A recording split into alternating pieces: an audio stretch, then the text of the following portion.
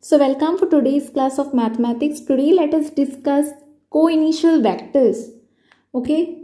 So what is the question? Define co-initial vectors. So let me explain you all what it is. Basically, there will be two vectors. Okay, there will be two vectors will be there.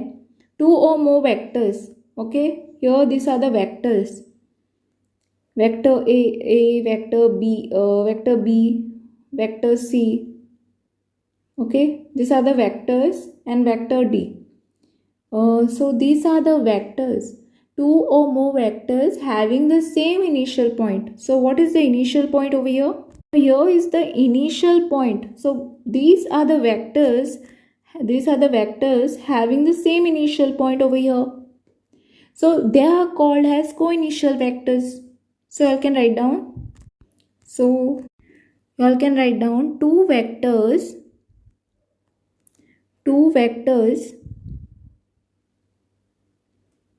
two or more vectors it is. Okay, write down two or more vectors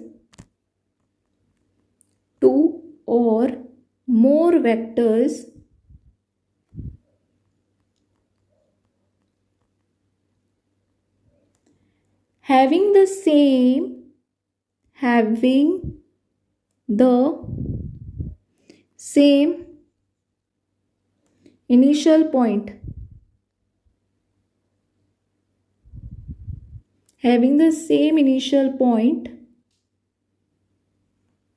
are called co-initial vector. Are called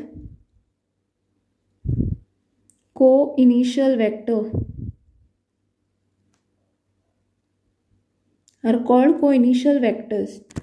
So two or more vectors having the same initial point are called co-initial vectors.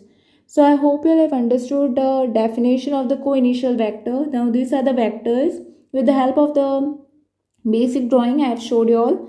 So these are the vectors and it is having the same initial point. So this is called co-initial vector, starting point.